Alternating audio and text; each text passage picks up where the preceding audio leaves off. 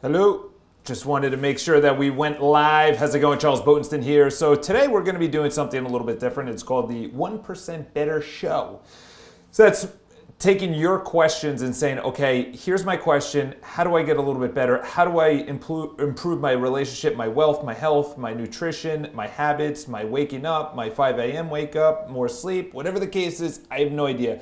I know after 11 years, we're pushing 11 years of self-development, I've learned a thing or two. I failed at pretty much everything that I've tried, and then I said, okay, that doesn't work, and let's get this so it's a little bit better in my life. I'm going to be looking down here at the questions. So these are questions that were left on my YouTube channel. So if you guys have any of those questions, let me know. I'm going to pull this up, and of course we're going to start actually with something that I've been thinking about more often, which is perceived value. So in other words, we really trend towards something that we think is going to give us value. Okay, that could be a relationship, that could be a job, that could be money, that could be food. It could go either way. So we have a perceived value of whatever that thing is. Okay, so say you want to get into a relationship. Okay, you're in a relationship. You now have received that perceived value. Okay, that perceived value could be that you have a nurturing, loving partner, or that you come home to someone, or it's sexual, or whatever the case is. I don't know, whatever it is for you. Essentially, once you have that perceived value, then you say, okay, how do I get a little bit more perceived value? So then you say, let's get a dog, let's get married, let's have kids. So you have perceived values once you start going along this path. And could be wealth. It's like, okay, I have the perceived value of this job. Okay, and again, I've said it before. I never said it, but someone way smarter than me said that it's not the thing you're chasing, it's the feeling it's going to give you, the feeling of that relationship, the feeling of having more money. It's not the job that pays you a lot of money, it's the feeling that that job is going to give you. So essentially, just want to make sure that we are live on the YouTube. We are live on the YouTube. All right, let's pull up these questions. There's some really good questions that recently came in. And sorry that I did not have it up immediately. Just wanted to make sure that we are good to go. Here we go. All right, so the first question comes in, and by the way, thank you for everyone that has subscribed, that has left comments and liked videos. I literally started with nothing, and I'm not saying that like financially. I mean, like this was my camera, okay? So the first one comes in from Erwin. Erwin, how's it going, my man? He lives in New York City. We went out to lunch, ironically enough. So his question was, the vlog, and this is in reference to the vlog, I felt like it was really good in his opinion, humbling and modest, an unconceited moment that two real estate agents, he says two top real estate agents, let's just say two real estate agents, me and my partner, business partner, associate, whatever you want to call it, we took the bus. And he continues on, that's why you guys are going to be successful. Listen, I used to be fancy. In my 20s, I used to be fancy. I used to get the nicest suits. I used to go out to dinner. But the thing was, I made $40,000 and I spent $41,000. I made $80,000, I would spend $81,000. And I noticed that that wasn't really working. That it just wasn't, it wasn't that it wasn't working, it's just I wasn't saving money, I wasn't happy. So then when I went through 10 years of spending money and noticing that it's not about the money, it's not about the feeling, it's you growing. So in other words, you make a ton of money, so, or whatever that is. A ton of money for me back in the day was $30,000. It was actually getting a full-time job. That was a ton of money to make because I never had a full-time job. So back in the day, it was you know, as I was a waiter at some crappy places, blah blah blah. But once I started making money, I noticed that everything that I wanted, I can get. You know, nicer clothes or shoes or a credit card or a computer or the internet, my own place, things like that. Once I started getting that, I noticed, okay, I got things, I'm still not happy. This is where you have to question yourself, what else do I need? And then that's when you really dive into it. You really dive into, why am I not still happy? Okay? Gary Vaynerchuk talks about those people have a deep insecurity. Listen, if it's a deep insecurity, I have no idea. But I could tell you right now is that it wasn't that I had a deep insecurity.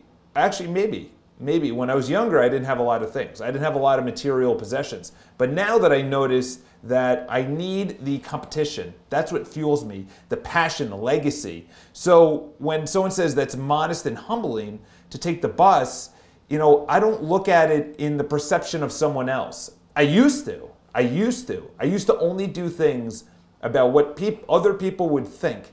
So follow me on this one. I'll get on to the next question, is that we do things that we think other people, here's a better way. What we do is for the perceived vision of what we want other people to see us as. Okay? So if I take an Uber, I want other people to see me as someone that takes an Uber. Understandable. It's probably good, you know, as a branding or whatever. I literally just go as efficient. I have to get to, I'm at point A, I need to get to point B. Okay, do I have to go to the gym? Okay, can I afford the gym? If I can't afford the gym, do what Michael Jordan did, which was 30 squats, 500 push-ups, 500 squats, and 500 sit-ups every single day. Every single day. That's why the guy was ripped out of his face. Okay, moving on. Chris L., longtime subscriber, thank you very much. Charles, have you gotten Jocko Willink is a former Navy SEAL. He was actually a former Navy SEAL commanding leader. So he was up there. He wrote the book. Oh, man, that's going to kill me. Something Ownership. Extreme Ownership is the name of his other book. Charles, have you got Jocko's new book, Discipline Equals Freedom? If so, what are your thoughts? No, but I really have to thank Jocko for opening my eyes to waking up early. He wakes up at 4:30, I wake up at 5. And I already made a video about this, but I'll just go into it really quick, is that it's not about the time you wake up, it's the time you go to bed, okay? It's the same thing with anything. It's like, why do I have pimples? Okay, when I had milk the day before, I always say it wrong. I had milk the day before, okay? That's probably why. It's probably the reason that you're out of shape is because you're not going to the gym or you're eating like crap. It's like people look at the things and then they put a Band-Aid over it, or they take pills, or they go to therapy. I'm not saying therapy is bad, but it's like, talk it out. Be like, okay, what 5 to 10 things do you have an issue about? Here are the 5 to 10 things I have an issue about. Let's talk about it, all right? So it's not, in other words, what I'm saying is that it's not that you have a lack of business, it's that you're not doing anything to get business. You're not making the calls, you're not marketing, okay? You know, like it's with anything, it's like, why don't I have a sex life? It's like, well, do you leave little trinkets or love notes around? Or do you like look at her in a seductive way? Or do you know, go around her and like touch her and feel her and, you know, rub her shoulder? Like, are you doing the things that will get you what you want? That's the thing, is like, look at all the things that should be going into the result you want. Moving on. Someone says, RL or Rala Barbara, I'm sorry, username. Joe Dispenza, Dr. Joe Dispenza, highly recommend all of his books. He is amazing. Wrote Breaking the Habit. He just wrote another book, a new book, actually. I pre-ordered it. Did it come out? It might have come out. He said he talks about, Dr. Joe Dispenza talks about how we're addicted to negative emotions. Highly recommend that. And the reason we're addicted, and she goes on, I'll just interrupt this. The reason we're addicted to negative emotions is because that's what kept us alive, okay? So if we didn't have the negative emotion of, well, if we go into this river, there's crocodiles, snakes, it has a very fast current, like we would get our information from other people, okay? Before language, it was like, And that's the thing, is that, like, people have to understand that we're evolved apes. And before we were apes, we were little rodents with small little brains. And then we just started getting bigger and bigger and bigger on the hierarchy. Like, we have to understand that. Like, when people talk about, I know I'm saying like, and someone brought it up, so thank you. You have to understand is that, you know, masculine and feminine energy in relationships are necessary. It doesn't matter if it's a heterosexual or homosexual, it doesn't matter what relationship it is. You need opposing, that's good. Diversity is good. Diversity in a relationship is good. That's that you have. For me, here's an example. Within the company, I'm the visionary. I love seeing into the future. I don't, day to day, I'm like, don't you see where we're going? Don't you see it? And everyone's like, okay, slow down. Yeah, we see that, but we have to worry about right now. So there's the CEO, which takes care of the business building and the vision. And then you have the COO, who's the person that's like, okay, how do we make that realistic? How do we do that right now? Okay, they're two opposing positions. There's an amazing book out there. Man, I subscribe to his YouTube channel, but he talks about it. He has the visionary and the implementer. If you Google those words, the thing will come up. But you have the visionary and you have the implementer. The visionary is the person that's way into the future, but they don't do day to day. And then you have the implementer that makes it a reality. It's the same thing in a relationship. You know, people are like, well, masculine, we should take that down. You know, like, or if a woman is too feminine, like, are you kidding me? Like, I love feminine women. I was just talking to a feminine woman outside. Like, I'm like, I love your energy. Like, that's literally what I talked to her. I like your energy. Your energy, your enthusiasm. It was just free and open, because most guys are not free and open like myself. I'm not like walking around like, ah. That's what women, like, they go out onto a dance floor and they love dancing. You go to a wedding, they're all over the dance floor. Guys were like, sitting there with our drink. Here's that water bottle that everyone makes fun of me for, that I'm getting sponsored by, even though I'm not. I just really like the water bottle. It's like, take it easy. I would tell you, I'm not. But we're sitting there on the dance floor. Yeah, it's a good party. That's a good party. Women are out there like, let's get it going. Are you kidding me? The women like the guy that has a direction, has a path, has a passion, stays to that passion, stays to that sticks to his guns, and makes decisions. Women, if you're watching this right now, tell me if I'm wrong. Tell me if you want a guy that has no idea what he wants to do in his life, or he doesn't like making decisions, always looks to you for the decisions. It's like, all right, I understand. Make a decision, please, honey, do it. You know, if you're talking to a husband or a spouse or whatever, and I'm talking about a heterosexual relationships. And then a guy, do you want a woman that competes with you? I was on a date with with a woman, probably with with a woman like 6 months ago, roughly 6 months ago. And we I would say, sorry, and then she would compete over it, and it just wasn't attractive. It was just, you're just like one of the dudes, one of the guys. This is not who we are supposed to be. You're supposed to be telling me, I don't know, whatever girls talk about, and I talk about what guys talk about. Not that we have the same exact interest about sports and competing and crashing into each other and busting heads open, and I'm like, ugh, what the heck? This is a weird date. I'm getting out of here. All right, so that was not even the full question. I guess our brains are primed for emotion. Highly recommend any emotion books, okay? As guys, especially as girls, honestly, because girls, you feel your emotions and you feel that's you or the situation, when in fact, guys, we don't even look at our emotions. We just go logically, and that's why we usually screw up most of the relationships, or at least that's how I do. The reason that we go after emotion is because that's how we make decisions. There's two really good books out there. I'm really blanking on all these. One of them is just Google emotions in Amazon, or not Google, Amazon it? Is that a word? Amazon emotions. I could look it up, but my computer might explode because I'm going live. I'm also downloading the video and da-da-da. All right. I didn't go to his webshop or his workplace, his workshop. That was her last question. Awesome hair, subscribed. First of all, I love how people tell me subscribed. Thank you. I am glad you're subscribed because of my hair. I'll tell you right now, actually, going on that, I was thinking about it this morning in the gym, shower, actually, is that I don't really wash my hair that much. Like, I hate the word like. Stop saying like.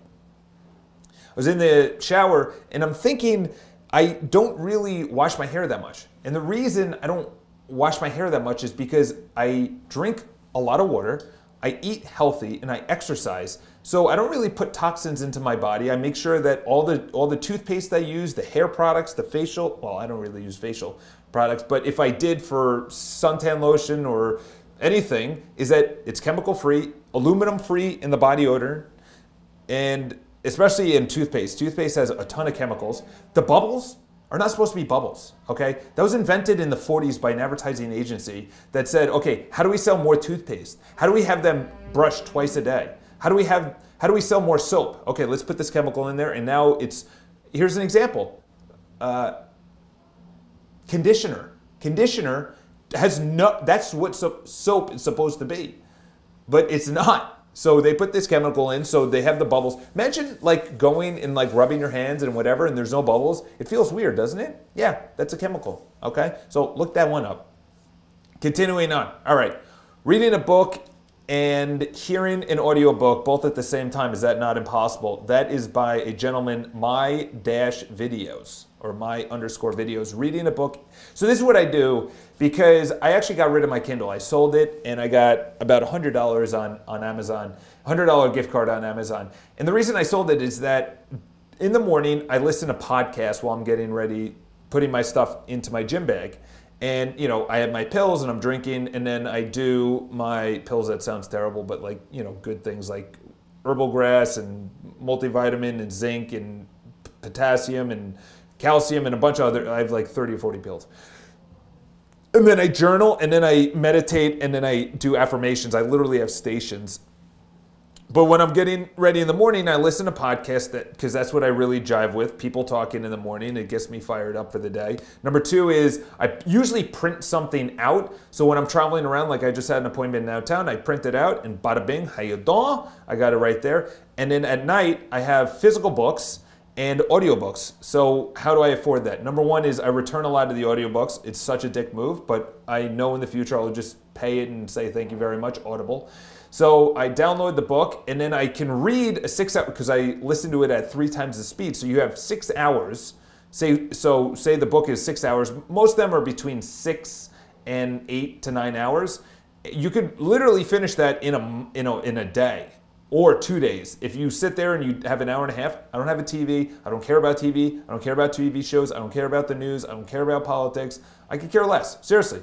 That's truthful. And I know there's people out there that are thinking, well, what about if, what? What are you going to tell me? You need to know, I need to know what? The latest thing that Trump tweeted, or that someone on the other side said something, you know, like, I don't give a shit, because there's always going to be something for the next day. It's a company.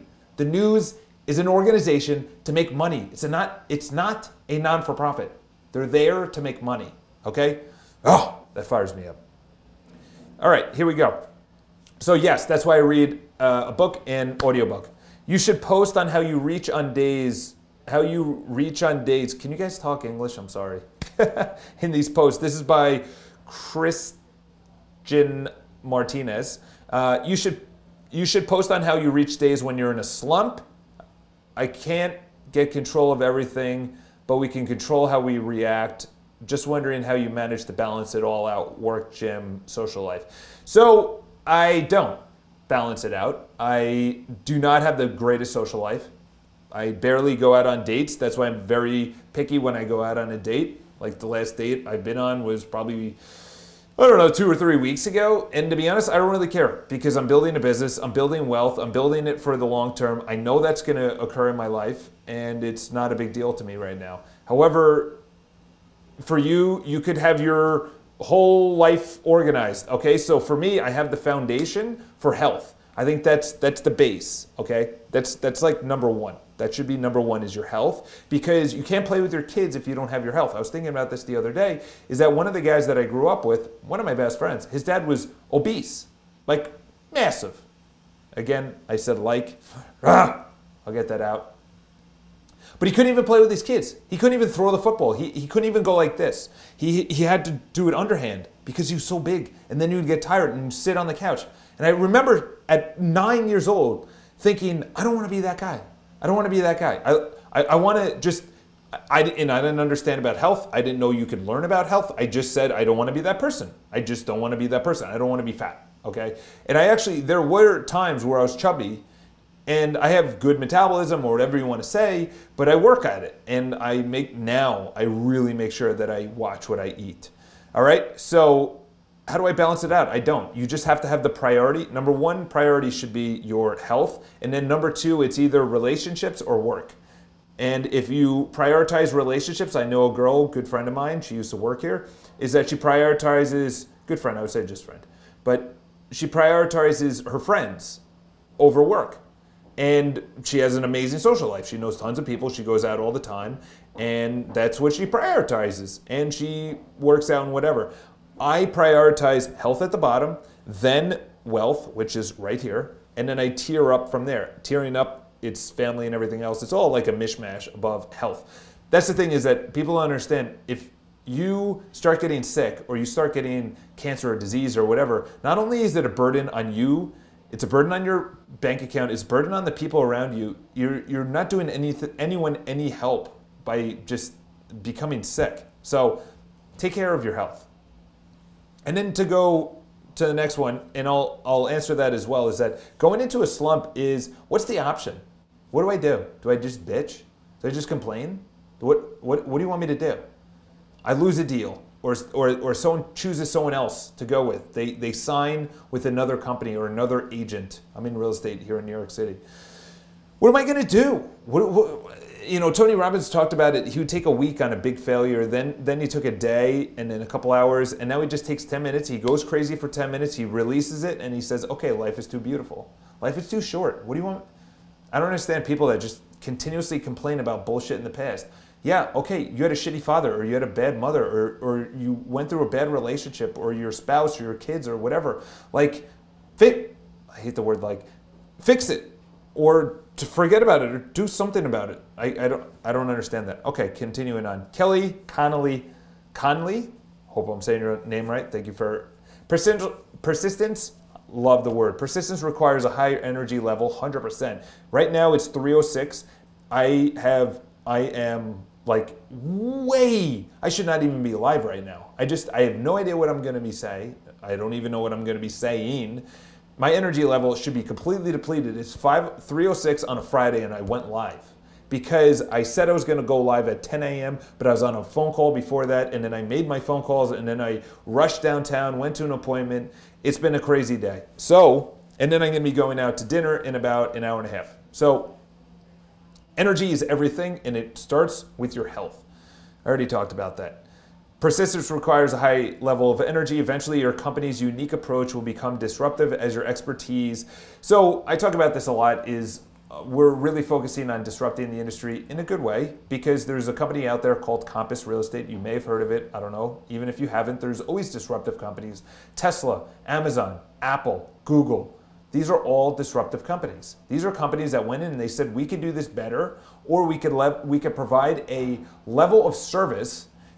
Here's an example, Amazon. Now everyone has to provide free shipping, or at least free 2-day shipping, okay? B&H Photo has to compete with Amazon. Walmart has to compete with Amazon. So you're gonna be disrupted. Travel agents, buying stock online. You could buy stock online. There used to be stockbrokers, real estate agents. Everyone is getting disrupted. So if you're not disrupting yourself, Disrupt Yourself is a great book. I think that's the title of it. Highly, highly, highly recommend that.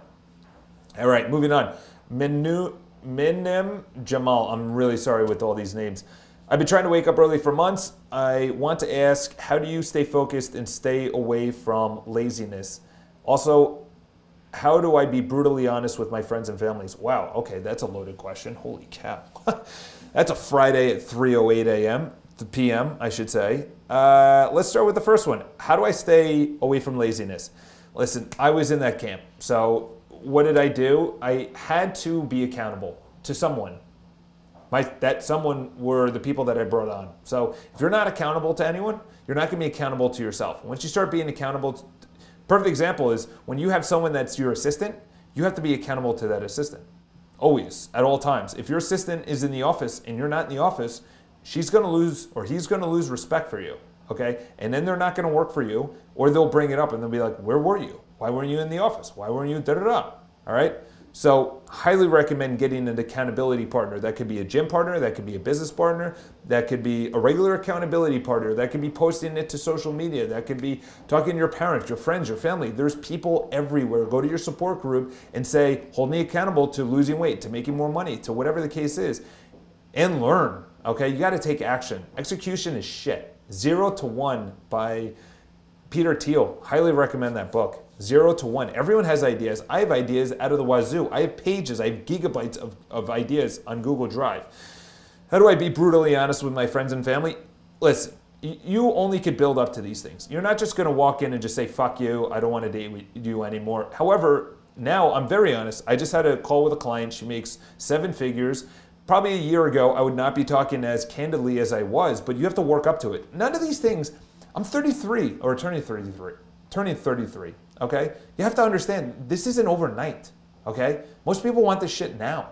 It doesn't happen that way, okay? You have to go years of falling on your face, but you have to have one thing above that, which is faith. And I'm not talking about religion. It could be religion, but faith that it's going to work out. Faith that you're going to get your goal of a better body, a better relationship, more wealth, everything that you want, your lifestyle in order, okay? You have to have faith in that. That's what I do, okay? I'm nowhere near where I want to be. Like, you guys cannot look at me as a role model. You just have to look at me as someone that's putting out YouTube videos, that's trying as best as he can to do the things that he wants to do, okay? I look up to other people that have gone before me. That could be back in the day, the Andrew Carnegies, the JP Morgans, the Rockefellers, the Fords. Those are the people, Tesla, Einstein, all these people before us. And then today, obviously you know the people to look to today, okay? Look at them, all right? Look at me as someone that's trying as good as he can with all the information that he reads and then tries it and he says, I say, that doesn't work. You should do this. That doesn't work. You should do this, all right? So continuing on.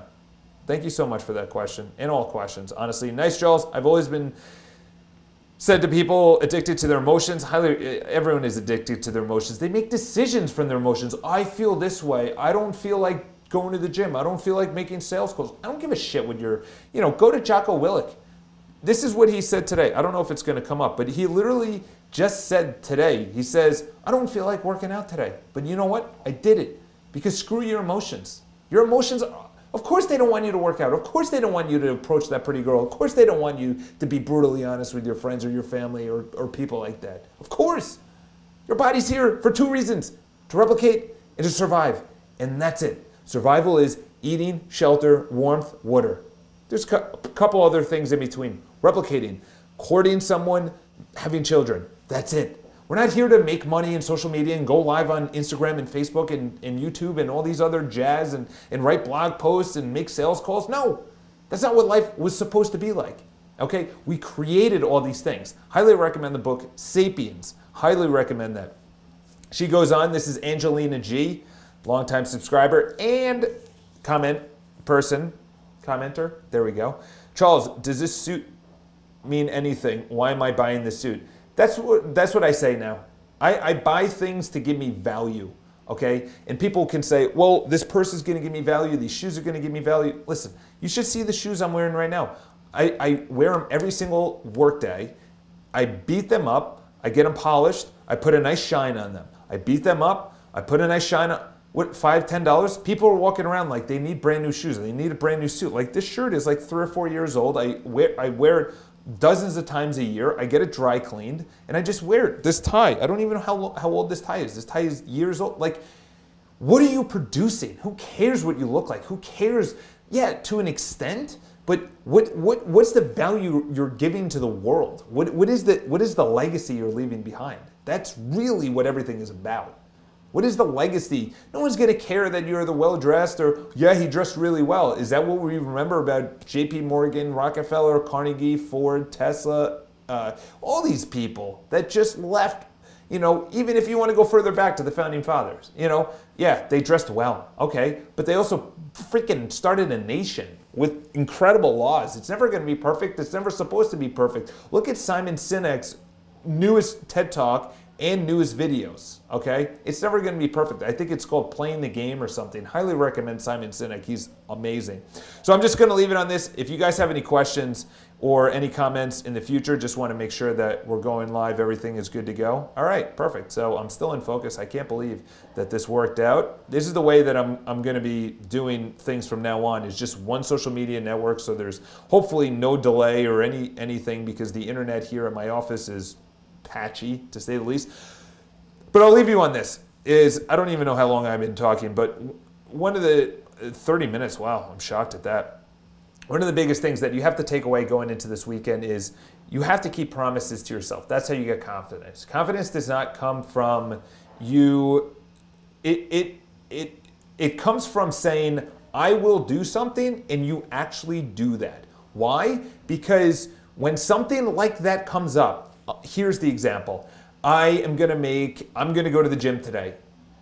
What are your feelings when you wake up at 5 a.m. or 6 a.m. or 7 a.m., whatever time? I highly recommend not 7 a.m., 6 a.m., hopefully, maybe 5 a.m.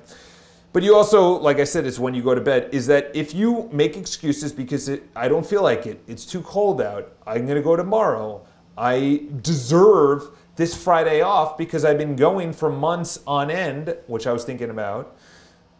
If you don't keep that promise, what's the next promise? Making a sales call, eating right, going to the gym tomorrow, approaching that pretty girl, asking that guy out, having brutally honest questions, being lazy.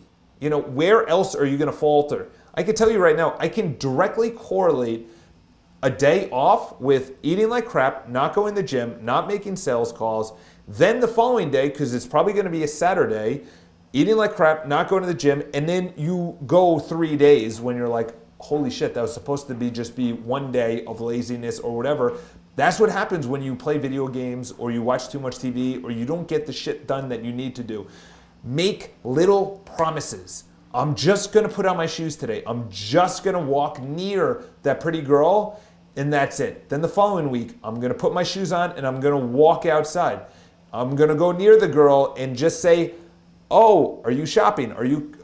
What kind of coffee is that? Or whatever. Then you go further. Then you go further. Once you start keeping promises to yourself, you start building confidence, and you say, I'm that person that takes action.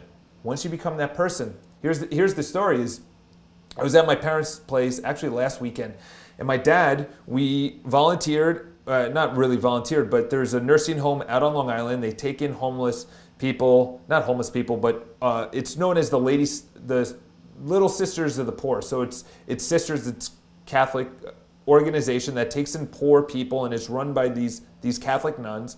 It's an amazing organization. I've been donating for years, and it's wonderful. And they had a little flyer that said, bring in turkeys and da-da-da for the residents, which are these poor people who are much older. You know, they're literally on their dying bed, deathbed.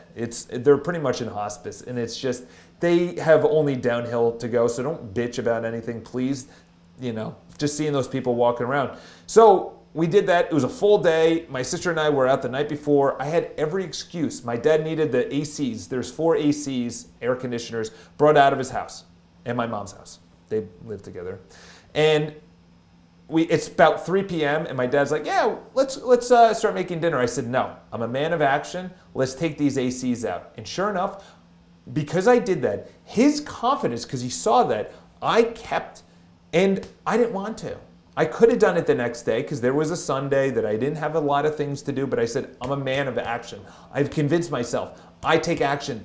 I made a promise to go live this morning. You know what? I did it. I'm going to do it right now. Is this the best live I'm going to have? No. This isn't about this live. This is about in the future. What are the decisions I need to make in the future? Someone called. It's a client. Do I call back now? Do I get it done now? Do I get it done later? What do I need to do? You need to be a person that, because it's the small things. It really is. There's 2 books out there, The Slight Edge and The Compound Effect. Both of them talk about the exact same thing, which is you can go one of 2 directions, down or up. You're never just stagnant. Disrupt Yourself is a great book. I've already talked about it.